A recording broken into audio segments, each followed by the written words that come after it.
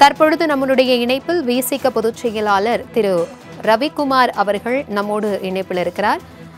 Sir, தற்பொழுது கள்ளக்குறிச்சி விஷசாராய மரண வழக்கு தொடர்பாக எதிர்க்கட்சிகள் சென்னை உயர்நீதிமன்றத்தில் விசாரணையை தொடங்கினார்கள்.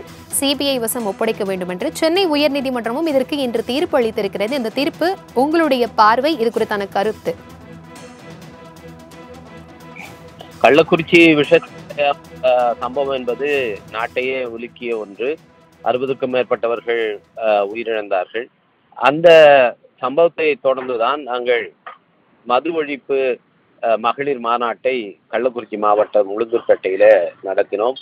பல லட்சக்கணக்கானவர்களை கூட்டிய இந்த மாநாடு நடத்தப்பட்டு அதில் ஒன்றிய அரசுக்கும் மாநில அரசுக்கும் பல்வேறு கோரிக்கைகளை நாங்கள் முன்வைத்திருக்கின்றோம். அது மதுக்கடைகளை முற்றிலுமாக மூட வேண்டும், அதற்கான கால அட்டவணையை அறிவிக்க வேண்டும் என்பது ஒரு கோரிக்கை. மதுக்கடைகளை மூடுவதால் ஏற்படும் இழப்பீட்டை ஒன்றிய அரசு நிதி வழங்கி சரி செய்ய வேண்டும் என்பது ஒரு கோரிக்கை. ஒன்றிய அரசு ஒரு மது ஒழிப்பு தொடர்பான கொள்கை அறிவிக்க வேண்டும் என்றும் நாங்கள் வலியுறுத்தி இருக்கிறோம். விஷச்சாராயத்தை ஒழிப்பது மட்டுமல்ல, மதுக்கடைகளையே மூட வேண்டும் என்பதுதான் விடுதலை சிறுத்தைகள் கட்சியினுடைய நிலைப்பாடு. இந்த சம்பவத்தை பொறுத்தளவிலே அதற்கு முன்பு நடந்த மரக்காணம் விஷச்சாராய வழக்குகள் தொடர்பான விஷயத்திலும் மாநில அரசினுடைய காவல்துறை சிபிசிஐடி விசாரணைக்கு ஒப்படைக்கப்பட்டு அவர்கள் அதிலே சம்பந்தப்பட்ட குற்றவாளிகளை கைது செய்திருக்கிறார்கள். ஆனால் இந்த வழக்குகள் உடனடியாக விசாரிக்கப்பட்டு இந்த குற்றவாளிகள் கடுமையாக தண்டிக்கப்பட வேண்டும் என்பதுதான் மக்களுடைய கோரிக்கையாக இருக்கிறது. எனவே இது வழக்குகள் பல ஆண்டுகள் இழுத்தடிக்கப்பட்டு அது எப்பொழுது தண்டனை கிடைக்கும் என்பது தெரியாமல் கைது செய்யப்பட்டவர்கள் பிணையிலே வந்துவிட்டால் அது அந்த உயிரிழப்புகளுக்கு உரிய நிவாரணமாக ஆகாது. எனவே இந்த வழக்குகள் விரைந்து விசாரித்து குற்றவாளிகள் தண்டிக்கப்பட வேண்டும். ஆனால் இன்றைக்கு சென்னை உயர்நீதிமன்றம் இதை சிபிஐ விசாரணைக்கு மாற்றி உத்தரவிட்டிருக்கிறது.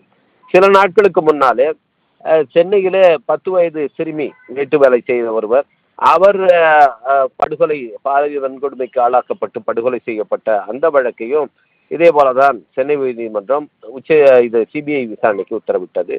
அது உச்ச நீதிமன்றத்துக்கு சென்ற போது சில நாட்களுக்கு முன்னாலே இதில் தீர்ப்பளித்த ஒரு உச்ச நீதிமன்றம் இந்த வழக்கை சிபிஐ வசம் ஒப்படைத்தால் அது பல ஆண்டுகள் காலதாமதமாகும், எனவே அதில் உரிய நீதி கிடைக்காது, அதற்காக நாங்கள் சிறப்பு விசாரணை குழு ஒன்றை உச்ச நீதிமன்றத்தின் மேற்பார்வையிலேயே அமைக்கிறோம் என்று அவர்கள் இன்றைக்கு எஸ்ஐடி ஸ்பெஷல் இன்வெஸ்டிகேட்டிவ் டீம் உச்ச நீதிமன்றத்தின் மேற்பார்வையில் அதை அமைத்திருக்கிறார்கள்.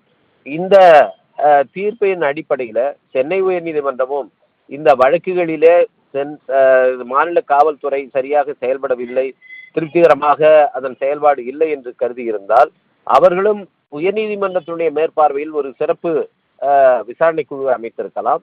அதற்கு பதிலாக அதை சிபிஐக்கு அனுப்பியிருப்பது என்பது உண்மையிலேயே இந்த குற்றவாளிகளுக்கு உடனடியாக தண்டனை கிடைப்பதற்கு அது உதவியாக இருக்காது.